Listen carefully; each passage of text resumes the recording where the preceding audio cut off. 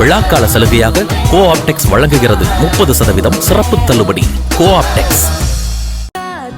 வாக்குல ரெண்டு காதல், ஹே காக்கு வாக்குல ரெண்டு காதல். அப்புறம் பாப்பாங்க இவன் திடீர்னு வரா. வாங்க அத்தை. எப்படி இருக்கீங்க? நல்லா இருக்கேம்மா, நீ எப்படிமா இருக்க? நல்லா இருக்கேன் அத்தை. வாங்க நீ. என்ன திடீர்னு சொல்லாம கொள்ளாம வந்திருக்கீங்க? நல்லா இருக்கியாமா?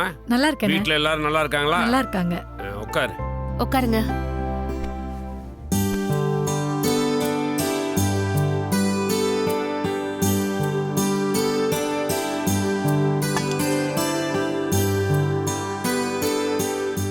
என்னத்த ஏதோ பயங்கரமான செட்டப் எல்லாம் பண்றீங்க? கல்யாண பத்திரிக்கை ஏதாச்சும் கொடுக்க போறீங்களா? ஆமா அத்தை, உங்களுக்கு இருக்கிறது ஒரே பொண்ணு, அவங்களுக்கும் கல்யாணம் பண்ணியாச்சு. இப்ப என்ன மாமாக்கு ஏதாச்சும் ரெண்டாவது கல்யாணம் பண்ண போறீங்களா? ஏய் சும்மா இருக்க மாட்ட. பெரியவங்க கிட்ட என்னடி பேச்சு? விடு, அவ அத்தைக்காரி கிட்ட விளையாடுறா. உனக்கு என்ன போச்சு? உங்க பொண்ணு இது சொல்லிடக்கூடாது. ஏமா என்ன விசேஷம்? பொண்ணு முழுகாம இருக்கால்லனே, அவளுக்கு வளகாப்பு வச்சிருக்கோம். ஓ,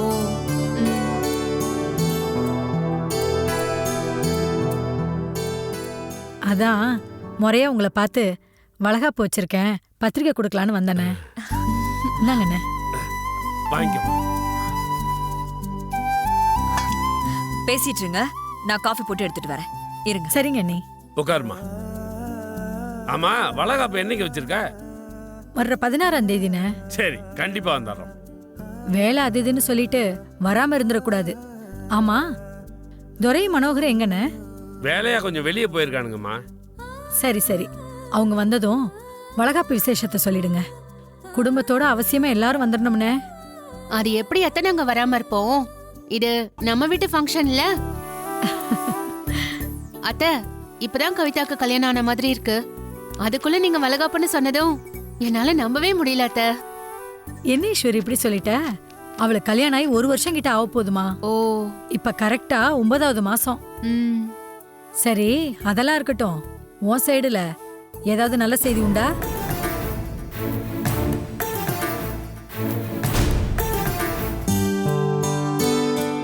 இந்தாங்க நீ.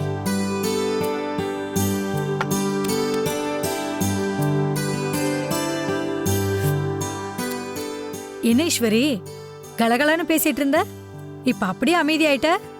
உனக்கு கல்யாணம் ஆகி 3 மாசம் ஆக போதுமா? இதே மாதிரி உனக்கு வளகாப்பு பண்ணி பார்க்கணும்னு உங்க அப்பா அம்மாவுக்கு ஆசை இருக்காதா? எப்பதான் நீ முழுகாம இருக்கேன்னு சொல்ல போற?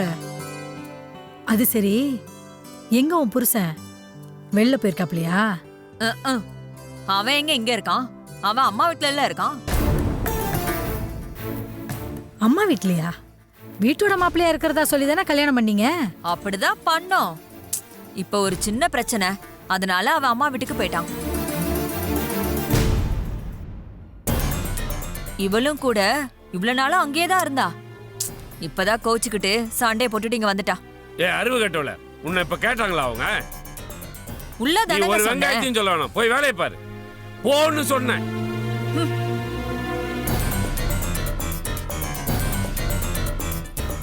என்னண்ணே, அண்ணி சொல்றதெல்லாம் உண்மையானே? அதெல்லாம் ஒண்ணும் இல்ல. ஒண்ணுமில்லாம தான் இப்ப அவங்கள சத்தம் போட்டு அனுப்புனியா? என்கிட்ட மறைக்கிறதுக்கு என்னென்ன இருக்கு? எனக்கு ஆரம்பத்துல இருந்து இந்த கல்யாணம் ஒத்து வருமாங்கிறதுல சந்தேகம் இருந்துச்சு. ஏதோ ஈஸ்வரி ஆசைப்பட்டுட்டாளேன்னு நான் எதுவும் சொல்லிக்கல. ஆசைப்பட்டுட்டாங்கிறதுக்காக யார் என்னன்னு கூட பார்க்காம ஒருத்தன் கையில பொண்ணை பிடிச்சு கொடுக்கலாமா? நீ தானே அவசரப்பட்ட. நிதானமா நல்ல மாப்பிள்ளையா பார்த்து ஈஸ்வரிக்கு கட்டி வச்சிருந்திருக்கலாம். இந்நேரம் முழுகாம இருக்கிறான்னு ஒரு நல்ல செய்தி வந்திருக்கும். அடுத்த 6-7 மாசத்துல வளகாப்பு வச்சிருக்கேன்னு இதே பத்திரிக்கையை தூக்கிட்டு நீ ஏன் வீட்டுக்கு வந்திருப்ப.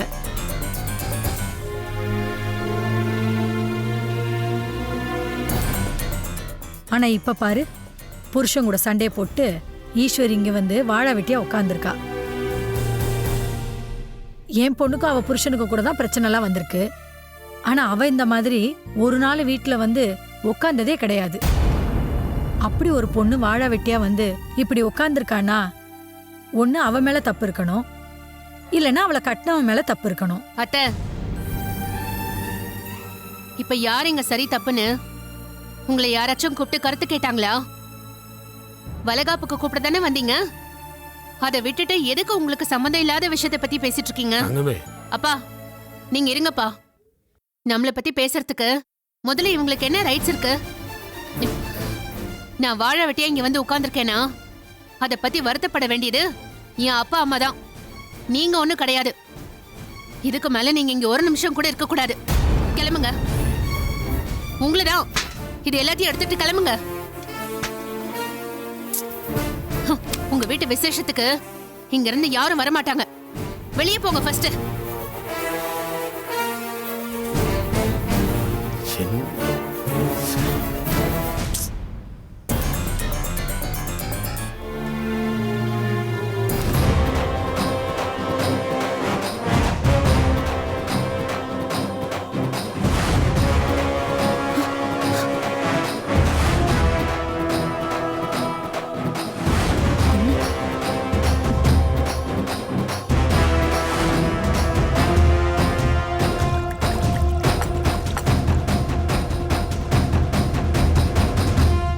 பாத்தீங்களா மேடம், என் பொண்ணை காணோன்னு சோறு தண்ணி இல்லாம சுத்திக்கிட்டு இருக்கேன். இவங்க எந்த கவலையும் இல்லாம எப்படி சாப்பிட்டுக்கிட்டு இருக்காங்கன்னு.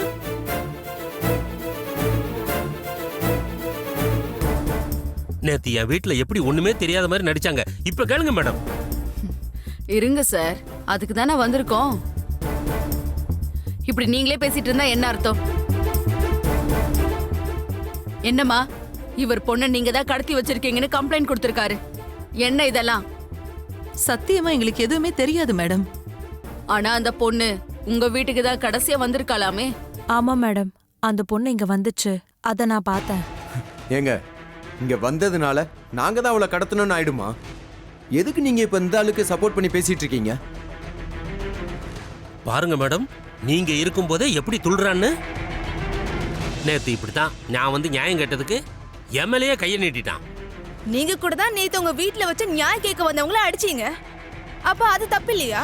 ரேணுகா, நீ அமைதியா இருக்க மாட்ட? எதுவா இருந்தாலும் நாங்க பேசிக்கிறோம். இங்க பேசுறதுக்கெல்லாம் ஒண்ணும் இல்ல. கடைசியா என் பொண்ணு இங்க தான் வந்தா. அதுக்கப்புறம் இப்ப வரைக்கும் என் பொண்ணு என் வீட்டுக்கு வரல. அவளை எங்க வச்சிருக்கீங்கன்னு சொல்லுங்க, அவ்வளவுதான். ஏன் சார், நீங்களே ஆளாளுக்கு பேசிட்டு இருந்தா அப்புறம் எதுக்கு ஸ்டேஷனுக்கு வந்தீங்க? உங்களுக்குள்ளே பேசி ஒரு முடிவு எடுக்க வேண்டியதானே? போலீஸ்க்கு என்ன வேற வேலை இல்லைன்னு நினைச்சீங்களா?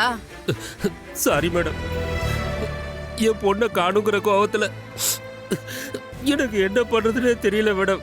மன்னிச்சிருங்க மேடம். இதுக்கு மேல நான் எதுவும் பேசல. என் பொண்ணை மட்டும் இவங்க கிட்ட இருந்து எப்படியாவது மீட்டு கொடுத்துருக்க மேடம். எனக்கு அது போதும் மேடம். நிஜமாவே வேணி எங்க போனான்னு எங்களுக்கு தெரியாது மேடம். நீ வீட்டுக்கு போலனா பெரிய பிரச்சனை ஆயிடும்னு சொல்லி தான் நாங்க அவளை அனுப்பி வச்சோம். அது எப்படி? ஒரு பொண்ணை தனியா அனுப்பி வைப்பீங்களா? இதுவே உங்க பொண்ணா இருந்தா தனியா அனுப்பி வைப்பீங்களா? அதான் உங்க புள்ள இருக்காருல்ல, துணைக்கு கூட அனுப்பி இருக்க வேண்டியதானே? இல்ல மேடம், வேணிதான் நானே போறேன்னு சொன்னா. அண்ணன் கூட வரேன்னு தான் சொன்னாரு. அடேங்க அப்பா, மொத்த குடும்பமும் சேர்ந்து எப்படி புழுகுறாங்க பாருங்க மேடம். உழுகுறது நாங்களா இல்ல நீங்களா? இதுக்கு முன்னாடி நடந்ததெல்லாம் மனசுல வச்சுக்கிட்டு இங்க வந்து பொய் மேல பொய் சொல்லிக்கிட்டு இருக்கீங்க. உங்க பொண்ணை அடக்கி வைக்க வேண்டியது உங்க பொறுப்பு. அவ திமிரெடுத்து எங்கேயோ ஓடி போனா அதுக்கு நாங்க என்ன பண்ணுவோம்? ஏய் தம்பி, என்ன பேச்சு பேசிட்டு இருக்க? ஒரு பொண்ணோட லைஃப் ஆச்சுன்னு பொறுமையா பேசிட்டு இருந்தா என்ன சவுண்ட் விட்டுட்டு இருக்க? கடைசியா அவ இங்க தானே வந்தா. அப்ப அவ காணாம போனதுக்கு நீங்க தான் பொறுப்பு. நீங்க தான் அந்த பொண்ணை மறைச்சு வச்சிருக்கீங்கன்னா அத நீங்களே சொல்றது நல்லது. இல்ல மேடம், சத்தியமா வேணியை எங்கேயும் நாங்க மறைச்சு வைக்கல. மறைச்சு வைக்க வேண்டிய அவசியமும் எங்களுக்கு இல்ல. வேணி தான் என் புள்ளைய கல்யாணம் பண்ணிக்கணும்னு ஆசைப்பட்டா. இப்ப இருக்கிற நிலைமையில அது சரியா வராதுன்னு நான் தான் அவளுக்கு எடுத்து சொல்லி அனுப்பி வச்சேன். இதுதான் உண்மை. மேடம், நீங்க எப்படி கேட்டாலும் இவங்க சொன்னதே தான் சொல்லிட்டு இருப்பாங்க. மொத்த குடும்பத்தையும் ஸ்டேஷனுக்கு தூக்கிட்டு போய் விசாரிக்க வேண்டிய விதத்துல விசாரிச்சீங்கன்னா உண்மையெல்லாம் தன்னால வெளியே வரும். அதுவும் இது ஒரு கால அபிராமி, இவன் 30 வருஷத்துக்கு முன்னாடியே எங்களை எல்லாம் ஏமாத்திட்டு இன்னொருத்தன் கூட வீட்டை விட்டு ஓடி போனவன். அதனால இவ சொல்றது எதையும் நம்பிடக்கூடாது. எங்க அம்மாவை பத்தியா தப்பா பேசுறா உன்ன? டேய் என்னப்பா போலீஸ் இருக்கும்போதே அவர் அடிக்க பாக்குற? எங்களெல்லாம் பார்த்தா எப்படி தெரியுது? இவரு சொல்ற மாதிரி ஸ்டேஷன்ல வச்சு விசாரிச்சாதான் சரி வரும் போல. கான்ஸ்டபிள் இந்த பையனை ஸ்டேஷன் கூட்டு வாங்க. ஐயோ மேடம், மேடம் நாங்க தான் எங்களுக்கு எதுவும் தெரியாதுன்னு சொல்றோம்ல, தயவு செஞ்சு நம்புங்க. யார நம்புறதுன்னு விசாரிச்சாதான் முடிவு பண்ண முடியும். கூட்டிட்டு போங்க இவனை. ஐயோ வேண்டாம் மேடம் நான் என்ன மேடம் பண்ணேன்? மேடம் சொல்லுங்க மேடம் நான் எதுவும் பண்ணல மேடம். புள்ளைய விட்டு சொல்லுங்க. சார், ஒரு நிமிஷம் சார். அவன் மேடம் எந்த தப்பு நான் எதுவும் பண்ணல. பண்ணல மேடம். மேடம் எங்களுக்கு எதுவும் தெரியாது. நாங்க எதுவும் பண்ணல மேடம். சொன்னா கேளுங்க, எங்களை நம்புங்க. என் பையனை விட்டுருங்க. செந்தில்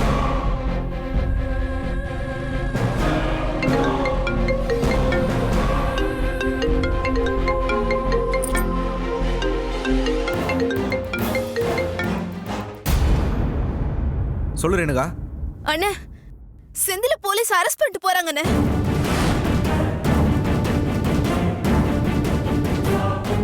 என்ன சொல்ற? ஆமாண்ணே.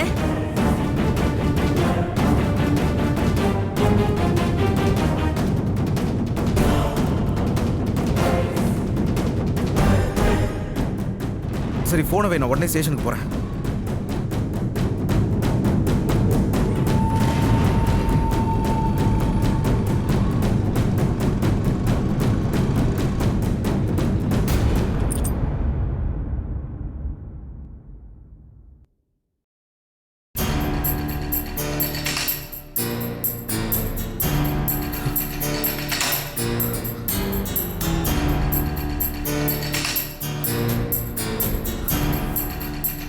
செந்தில் அண்ணா பார்த்தல்லண்ணா, உன்னாலதான் நான் இங்க வந்து உட்கார்ந்துகிட்டு இருக்கேன். நீ மட்டும் ஆரம்பத்திலே வேணிக்கிட்ட இதெல்லாம் சரிப்பட்டு வராதுன்னு சொல்லியிருந்தான்னா நமக்கு இந்த நிலைமை வந்திருக்குமா அண்ணா? நீ அவளுக்கு கொடுத்த அந்த ஒரு வாக்கு தான் இப்ப இந்த ஸ்டேஷன் வரைக்கும் கொண்டு வந்து விட்டுருக்கு. இப்ப சந்தோஷமான உனக்கு? ஏய் இல்லடா செந்தில், நான் இப்படிலாம் ஆகும்னு யோசிக்கலடா. நம்ம குடும்பத்துக்கு நல்லது செய்யணும்னு தான் நான் பார்த்தேன்.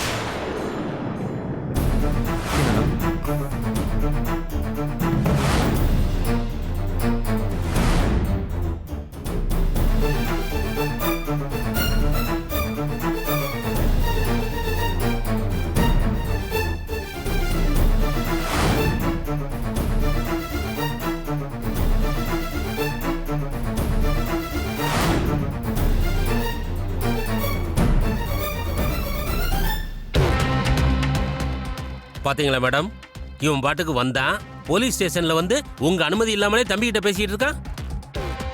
யோ ஏட்டையா, ஸ்டேஷனுக்குள்ள யாரு வர யார்கிட்ட பேசுறாங்கன்னு பார்க்க மாட்டீங்களா? Sorry madam. மேடம் எதுக்கு என் தம்பி அரெஸ்ட் பண்ணி கூட்டிட்டு வந்திருக்கீங்க?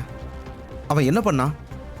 பின்ன போலீஸ் இருக்கும்போதே அவர் அடிக்க கை ஓங்குறான், வேடிக்கை பார்த்துட்டு இருப்பாங்களா?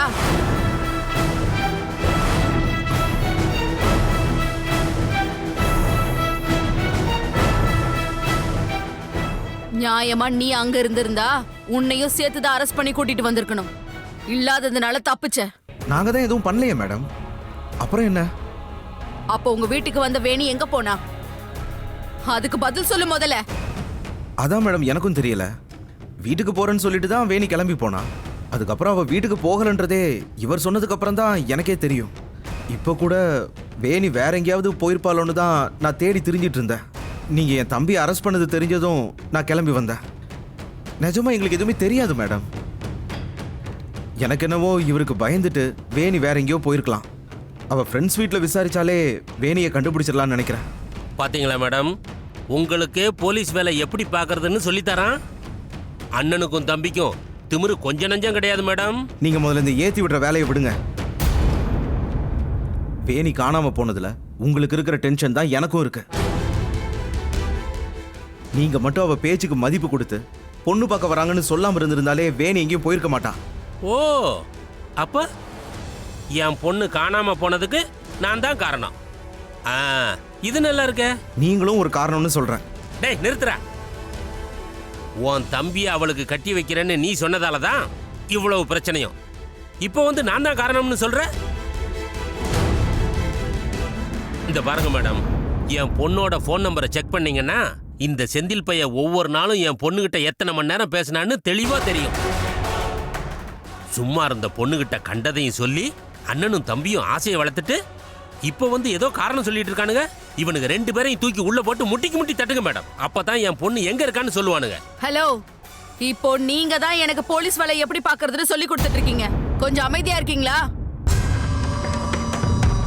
இங்க பாருங்க, உங்க தம்பியும் சரி அவருடைய பொண்ணும் சரி 2 பேரும் மேஜர். அவங்க கல்யாணம் பண்ணிக்கணும்னு ஆசைப்பட்டா அதை யாராலையும் தடுக்க முடியாது. ஏன் இவரால கூட முடியாது. ஒருவேளை இவருக்கு பயந்துகிட்டு நீங்க தான் அந்த பொண்ணை மறைச்சு வச்சிருக்கீங்கன்னா சொல்லுங்க, நானே இவங்க கல்யாணத்தை நடத்தி வைக்கிறேன். மேடம், எனக்கு அவளை கல்யாணம் பண்ணிக்கவே விருப்பம் இல்லைன்னு சொல்லிக்கிட்டு இருக்கேன். நீங்க என்ன மேடம் பேசுறீங்க? அவளை மறைச்சு வச்சு இவரை ஏத்தி விட்டு கல்யாணம் பண்ணணும்ன்ற ஐடியாவே எனக்கு இல்ல. புரிஞ்சுக்குங்க மேடம். நம்பாதீங்க மேடம். அண்ணனும் தம்பியும் சேர்ந்து நல்லா நடிக்கிறானுங்க. இவனுக்கு 2 பேரையும் விட்டுறாதீங்க மேடம். மேடம், வேணி எங்க வீட்டுக்கு வந்ததை தாண்டி வேற ஏதாவது எவிடன்ஸ் உங்ககிட்ட இருக்கா மேடம்? இல்லல்ல. அங்கிருந்து கிளம்புனவ எங்க வேணாலும் போயிருக்கலாம்ல மேடம். அதுக்கு நாங்க எப்படி பொறுப்பேற்றுக்க முடியும்? இவர் சொல்றதை கேட்கலன்னா வெட்டி கொன்றுவன்னு வேணிய மிரட்டி இருக்காரு. அதுக்கு பயந்துட்டு அவ எங்கேயாவது போயிருந்தா?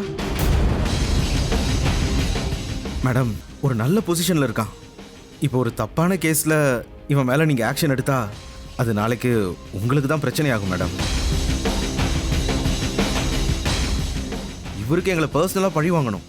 அதுக்கு வேணி காணாம போன கேஸை எங்க மேல போட பாக்குறாரு. தயவு செஞ்சு இவர் சொல்றதெல்லாம் கேட்காம வேணியை கண்டுபிடிக்க ஸ்டெப் எடுங்க மேடம். உண்மை என்னன்னு அப்பதான் உங்களுக்கு தெரிய வரும்.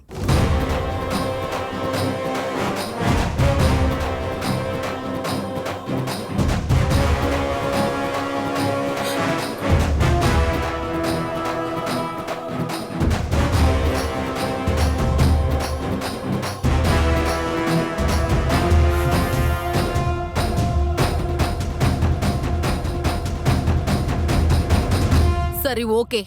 இப்போதைக்கு உங்க மேல எந்த ஒரு ஸ்ட்ராங்கான எவிடன்ஸும் இல்லாததுனால உங்களை நான் விடுறேன்.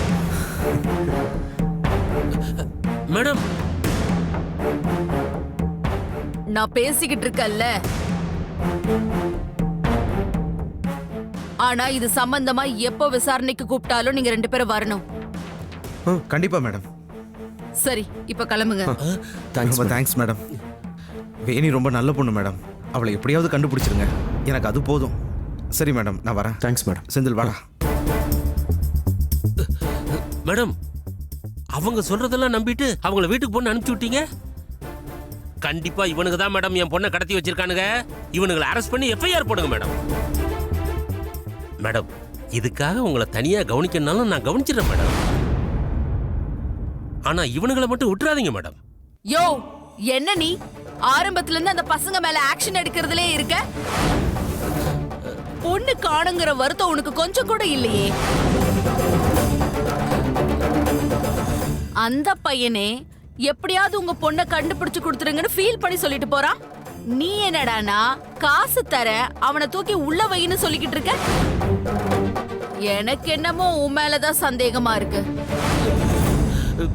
முதல்ல உன்னதான் விசாரிக்கணும் போலயே. கான்ஸ்டபிள், சொல்லுங்க மேடம். இந்த ஆளை லாக்அப்ல வைங்க. நான் கமிஷனர் ஆபீஸ் போயிட்டு வந்து விசாரிக்கிறேன். மேடம் மேடம் மேடம் மேடம், நானே என் பொண்ணை காணாம வந்திருக்கேன். மேடம் மேடம் மேடம், என்ன விட சொல்லுங்க மேடம். இல்ல மேடம், எங்களை திட்டு உள்ள போ. அவனுங்க தான் தப்பு பண்ணவனுங்க. என்ன எதுக்குங்க உள்ள போறீங்க? ஐயோ, போயா, அமைதியா இரு. இல்ல அப்படியே நில்லு. வாங்க வாங்க.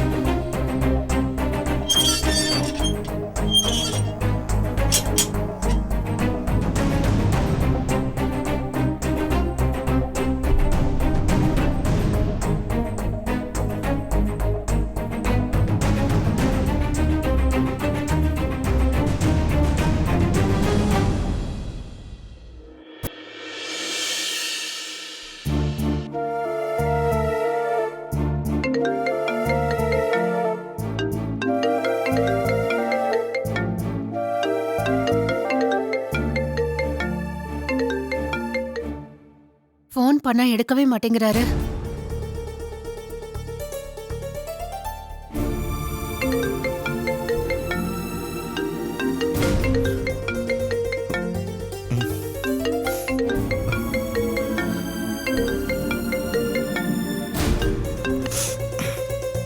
ஹலோ. ஏங்க ஏன் ஃபர்ஸ்ட் டைம் ஃபோன் பண்ணப்போ எடுக்கல?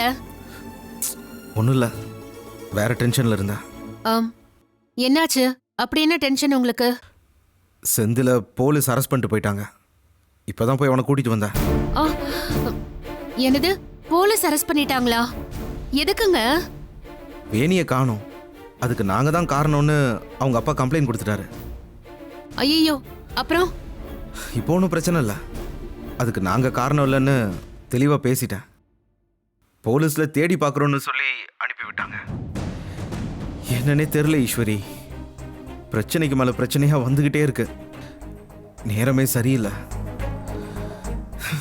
சரி சொல்லு, நீ என்ன விஷயமா ஃபோன் பண்ண? இப்பதானே பிரச்சனை மேல பிரச்சனையா இருக்குன்னு நீங்களே சொல்றீங்க. நான் எப்படிங்க இன்னொரு பிரச்சனையை பத்தி சொல்றது? என்னன்னு சொல்லு ஈஸ்வரி. அண்ணனுங்க போன்ல அந்த ஆப் டெலீட் ஆயிருக்குங்க. எனக்கு என்னமோ நான் அவங்க போன்ல அந்த ஆப்பை இன்ஸ்டால் பண்ணது அவனுங்களுக்கு தெரிஞ்சு போச்சுன்னு எனக்கு தோணுது. அதனால அவங்களே அந்த ஆப்பை டெலீட் பண்ணிட்டாங்கன்னு நான் நினைக்கிறேன். அன்னைக்கே நான் அந்த ஆப்பை இன்ஸ்டால் பண்ண போவே தோரா அங்க வந்துட்டான். ஆனா நான் சார்ஜர் தான் எடுக்க வந்தேன்னு சொல்லி சமாளிச்சிட்டேன். இப்போ ஆப் டெலீட் ஆயிருக்கிறத பார்த்தா அவங்க தான் இதை கண்டுபிடிச்சு டெலீட் பண்ணிருப்பாங்களோன்னு எனக்கு சந்தேகமா இருக்குங்க. சந்தேகமே வேண்டாம், கண்டிப்பா அவனுங்க தான் அதை டெலீட் பண்ணியிருக்கணும். என்னை அடிச்சு போட்டதுல கூட உன் அண்ணனுங்களுக்கு சம்பந்தம் இருக்குமோன்னு எனக்கு தோணுது ஈஸ்வரி.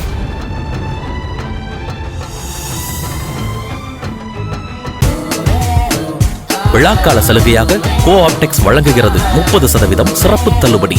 கோஆப்டெக்ஸ்.